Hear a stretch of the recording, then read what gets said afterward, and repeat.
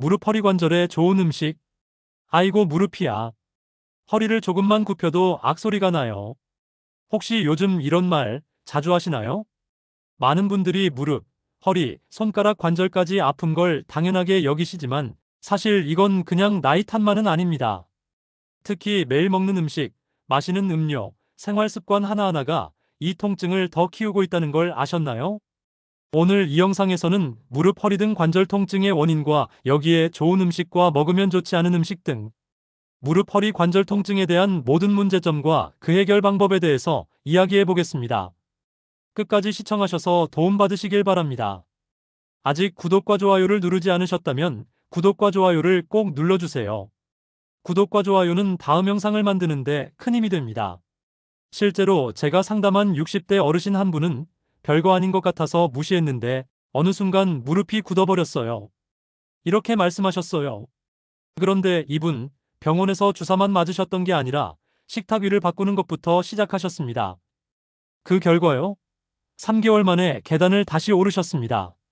정말 믿기 힘든 이야기지만 이건 단순한 행운이 아닙니다.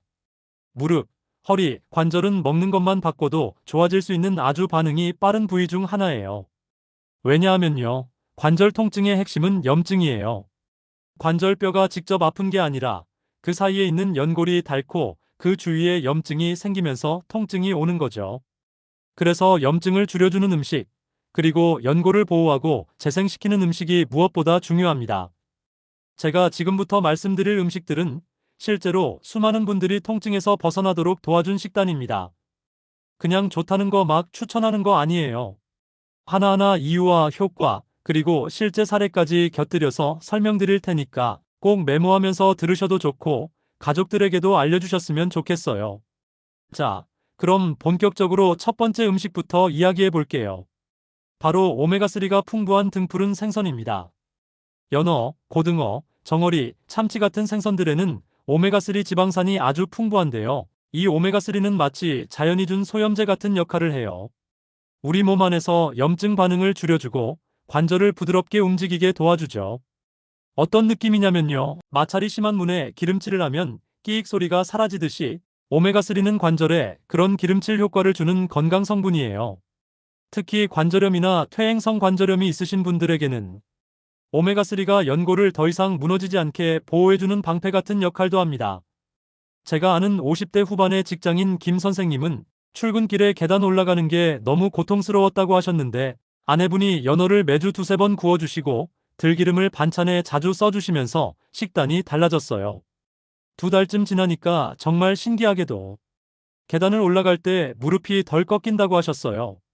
그전에는 무릎이 약간 탁탁 소리도 났는데 이제는 그 소리도 거의 사라졌다고요. 여기에 들기름, 아마씨유, 호두도 함께 드시면 정말 좋습니다. 이들도 오메가3의 공급원이고 우리 몸속 염증 수치를 낮춰줘요. 기억해두세요. 무릎이 뻑뻑하거나 허리가 짜릿짜릿하거나 손가락 관절이 아프다면 오메가3가 풍부한 음식을 꼭 드셔야 합니다. 한 가지 팁을 드리자면요. 이런 생선들은 너무 짜게 구워서 드시면 오히려 염분이 염증을 자극하니까 기름에 튀기지 마시고 그냥 소금 살짝만 뿌려서 구워 드시는 게 좋습니다. 이렇게만 바꿔도 정말 많은 분들이 효과를 보셨어요. 자, 다음으로 소개해드릴 건 비타민 D와 칼슘의 궁합에 대한 이야기인데요. 이건 뼈와 연골을 진짜로 튼튼하게 해주는 핵심 중의 핵심이에요. 자, 오메가3에 이어서 말씀드릴 두 번째 핵심은 바로 비타민 D와 칼슘, 이 둘은 떨어질 수 없는 콤비라는 겁니다. 우리는 흔히 뼈가 약해지면 칼슘을 많이 먹으라고 하죠. 그래서 멸치도 먹고 우유도 마시고 칼슘 영양제도 챙겨 먹습니다. 그런데 말이에요. 비타민 D가 부족하면 칼슘을 아무리 먹어도 소용이 없다는 사실 알고 계셨나요? 비타민 D는 우리 몸에서 칼슘을 장 속에서 흡수시키고 뼈로 운반하는데 꼭 필요한 조력자입니다. 비타민 D가 없으면 칼슘은 그냥 소변으로 빠져나가요. 그러면 뼈는 약해지고 당연히 무릎도 허리도 버티지를 못하는 거죠. 그래서 이 두 가지를 같이 챙겨야 효과가 배가 됩니다.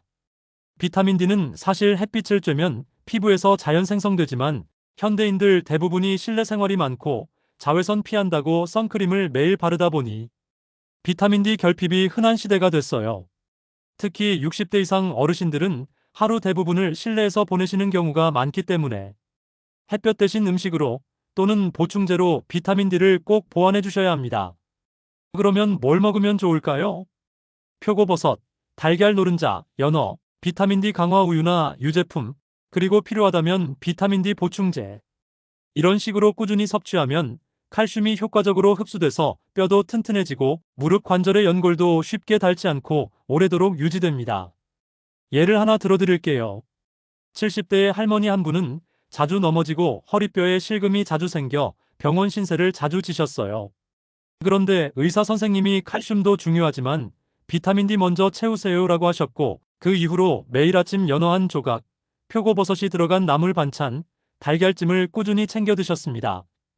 그랬더니 뼈 건강이 눈에 띄게 개선됐고 정기검진에서 골밀도가 다시 올라갔다고 자식들한테 자랑하셨대요. 나 요즘 허리 안 구부정하대 하면서요. 정말 감동이죠? 이처럼 비타민 D와 칼슘은 따로가 아니라 반드시 같이 먹어야 효과가 있는 콤비입니다. 이걸 아는 것과 모르는 것 사이에는 엄청난 차이가 생기니까 지금 이 영상 보고 계신 여러분은 이미 절반은 실천하신 거예요. 그리고요, 칼슘 하면 멸치만 떠올리시는 분들 많은데 사실 들깨, 두부, 유부, 그리고 깻잎에도 칼슘이 꽤 많이 들어있어요. 특히 들깨는 칼슘 함량도 높고 오메가3도 함께 들어있어서 뼈와 관절에 정말 최적화된 식품이라고 할 수 있죠. 들깨가루를 국에 넣거나 나물에 넣어서 드셔보세요. 들기름과 함께 사용하시면 맛도 고소하고 건강도 챙길 수 있습니다. 자, 여기까지 정리하면 오메가3와 칼슘, 비타민 D 이 삼총사만 잘 챙겨도 무릎과 허리의 통증이 꽤 줄어들 수 있다는 이야기였어요. 그런데 이걸로 끝이 아니에요. 지금부터는 염증을 강력하게 줄여주는 채소와 과일 이야기, 그리고 관절에 기름칠해주는 물 이야기, 그리고 절대 피해야 할 관절 망치는 음식들까지 이어서 말씀드릴게요. 자, 우리가 흔히 하는 오해 중 하나가 채소랑 과일은 그냥 건강에 좋겠지 정도에서 그치고 있다는 거예요. 그런데 이 채소와 과일은요, 관절 건강을 위해서 꼭 필요한 역할을 합니다. 그 이유는 바로 항산화 작용 때문이에요. 우리 몸속에서 염증이 생기면 관절 주위에 있는 조직들이 공격을 받아요. 이걸 오랫동안 방치하면 연골도 파괴되고 관절의 움직임도 점점 제한되죠. 그런데 여기서 색이 진한 채소나 과일들이 염증 방어군 역할을 해줘요. 대표적으로 파프리카, 브로콜리, 자색 양배추, 시금치, 당근, 케일, 비트, 블루베리, 체리, 딸기, 포도. 이런 채소와 과일들이에요. 이 식품들 속에는 베타카로틴, 안토시아닌, 비타민C, 폴리페놀 등 자연이 만들어낸 강력한 항산화 물질이 가득 들어 있습니다. 이 항산화 물질은 우리 몸속 염증을 잡고 연골세포의 손상을 억제해줘요. 쉽게 말해서 관절을 보호하고 재생이 잘 되게 돕는 천연약 같은 존재입니다. 예를 들어 드릴게요. 제가 아는 50대 중반 여성분이 계셨는데요. 그분은 무릎 통증 때문에 걷는 것도 힘들었고 밤에 잘 때도 쑤셔서 잠을 설쳤대요. 그런데 어느 날부터 점심에 샐러드 한 접시, 블루베리 한 줌, 그리고 파프리카를 간식처럼 꾸준히 먹기 시작했대요. 그랬더니 정말 신기하게도 무릎 붓기가 줄고 통증이 절반 이상 줄어들었다고 해요. 물론 그 외에도 생활 습관을 조금씩 고쳤겠지만 이분이 제일 크게 말한 건 과일과 채소를 매일 먹으니까 확실히 달라졌다는 거였어요. 그래서 꼭 기억하세요. 색이 진한 채소와 과일은 관절의 천연 소염제다. 특히 하루에 2가지 이상 색깔 채소, 1가지 이상 진한 과일. 이렇게 챙겨보세요. 정말 다릅니다. 자, 여기까지 들으셨으면 좋은 음식은 알겠다. 그런데 나쁜 음식은 뭐가 문제냐? 하실 수 있어요. 그 전에 딱 한 가지를 더 말씀드리고 싶어요. 바로 물 이야기입니다. 물은 그냥 생명 유지에 필요한 것만이 아니고요. 우리 관절을 부드럽게 움직이게 해주는 윤활제 역할을 합니다. 관절 사이에는 활액이라는 액체가 있어요. 이게 바로 관절을 부드럽게 움직이게 해주는 자연윤활유인데요. 이게 부족하면 마찰이 심해지고 연골이 빠르게 닳고 통증이 심해져요. 근데 문제는 나이가 들수록 이 활액이 줄어들고 게다가 노년층은 갈증을 잘 못 느끼기 때문에 물 섭취가 줄어든다는 것이에요. 그래서 나는 물 별로 안 땡기는데 하시는 분들도 의식적으로 물을 자주 조금씩 마셔야 합니다. 70대 할머니 한 분이 나는 하루에 한 컵만 마셔도 괜찮은 줄 알았다고 하시던 걸 기억해요. 그런데 무릎이 너무 뻑뻑하고 걸을 때 통증이 심하다는 거예요. 제가 하루에 1.5리터 꼭 나눠서 드셔보세요. 커피 말고 물 하고 말씀드렸고 그 후로 물병을 항상 들고 다니셨대요. 한 달쯤 지나서 그분이 저한테 뭐라고 하셨는지 아세요? 이제는 무릎이 덜 삐걱거려요. 물만 마셔도 이렇게 차이가 나네요. 정말 놀라운 일이죠. 사실 별거 아닌 것 같지만 물 부족은 관절 건강에 있어 치명적인 적입니다. 그래서 물을 하루 6에서 8잔, 커피나 탄산 대신 조금씩 나눠 마시기. 이게 꼭 필요합니다. 자, 이제 본격적으로 관절을 망치는 음식들, 그리고 많은 분들이 실수하는 위험한 식습관에 대해 이야기해 볼게요. 좋습니다. 이제부터는 우리가 어떤 음식을 조심해야 하는지, 그리고 그 이유가 무엇인지 말씀드릴게요. 이 부분은 정말 중요합니다. 왜냐하면 아무리 좋은 음식 챙겨 먹어도 나쁜 음식을 계속 먹고 있으면 그 효과가 무력화되거든요. 이 음식들만 끊어도 무릎이 덜 아픕니다. 무릎 허리 관절 통증을 악화시키는 음식들, 생각보다 우리 식탁에 너무 가까이 있습니다. 진짜 문제는 이 음식들이 너무 익숙해서 해롭다는 인식조차 없다는 것이에요. 먼저 설탕과 당류가 많은 음식들부터 얘기해 볼게요. 과자, 케이크, 빵, 단 커피 믹스, 심지어 꿀을 과하게 넣은 요리까지. 이런 음식들은 혈당을 급격하게 올리고 다시 급격하게 떨어뜨리면서 염증을 유발합니다. 혈당이 급격히 올라가면 우리 몸은 이걸 안정시키기 위해 염증 유발성 호르몬을 분비해요. 그리고 이 염증은 관절 주변 조직을 자극해서 무릎이 뻐근하거나 손가락 마디가 아프거나 허리가 욱신거리게 만드는 겁니다. 50대 초반의 직장인 최 씨는 아침에 믹스커피 2잔, 점심엔 빵, 그리고 오후에는 초콜릿이나 과일 주스를 자주 드셨대요. 그런데 어느 날부터인가 무릎이 자주 붓고 계단을 오를 때마다 퉁 하고 내려앉는 느낌이 드는 거예요.